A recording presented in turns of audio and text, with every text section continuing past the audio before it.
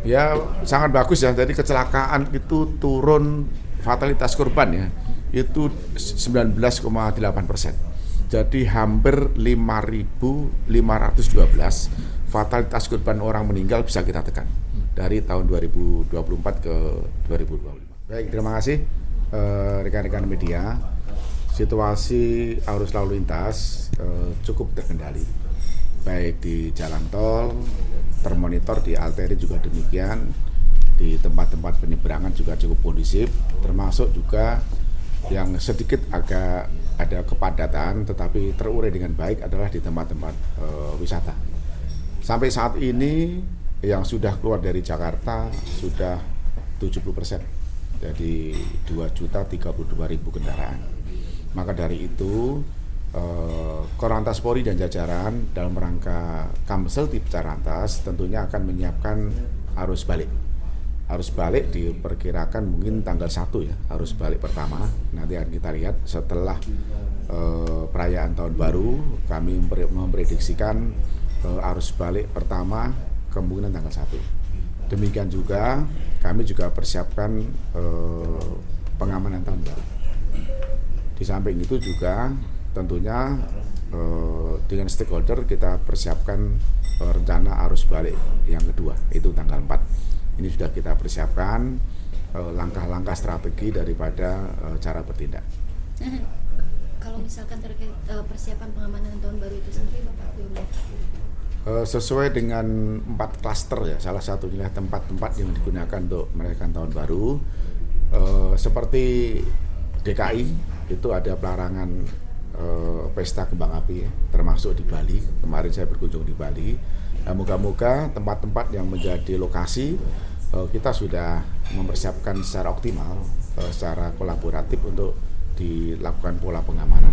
Namun demikian, sebelum dan setelah perayaan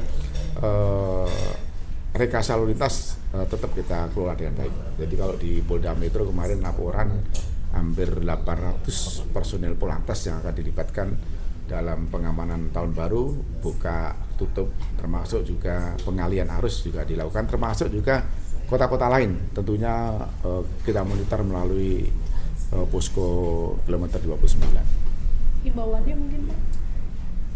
Tahun baru.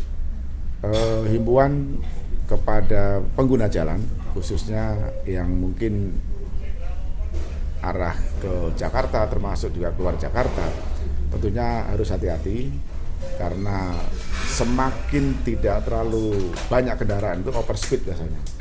Oleh sebab itu utamakan keselamatan, utamakan manajemen perjalanan, yakinkan kendaraan itu prima, kendaraan yang berkeselamatan, kondisi supirnya juga harus prima, manajemen jaraknya juga harus dipertimbangkan dari berapa kilometer yang harus kita tempuh pada sekian jam atau 2-3 jam harus istirahat. Itu yang pertama. Yang kedua berkaitan dengan arus balik, strategi yang kita gunakan melihat perkembangan lompatan arus. Jadi ketika nanti dari Trans Jawa, dari Bandung, kan nanti ada crossing ya, ada pertemuan di kilometer 66 ya, 62. Itu nanti akan kita pertimbangkan apakah Jasa Marga diizinkan Japek Selatan akan kita gunakan. Kami akan menyarankan ketika arus puncak mungkin tanggal 1 atau tanggal 4 itu bangkitan arusnya tinggi, kami mencoba untuk menggunakan Japek Selatan untuk fungsional. Sehingga crossing yang ada di 66 ini bisa kita kelola dengan baik. Termasuk juga barangkali arusnya tinggi, kami akan melakukan kontraflow. Dan bahkan bila perlu apabila ada indikator parameter dari kilometer 414 itu sudah 3.600, kami akan coba juga nanti one way sepenggal.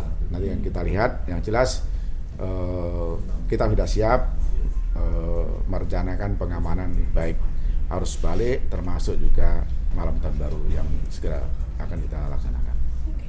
Oke, cukup. Pak, terkait laporan akhir tahun Korlantas sendiri seperti apa sih Pak? Ya sangat bagus ya, jadi kecelakaan itu turun, fatalitas korban ya itu 19,8%.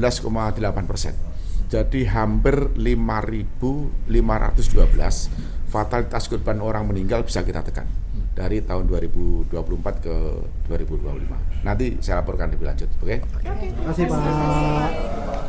Download Tribun X sekarang, menghadirkan lokal menjadi Indonesia.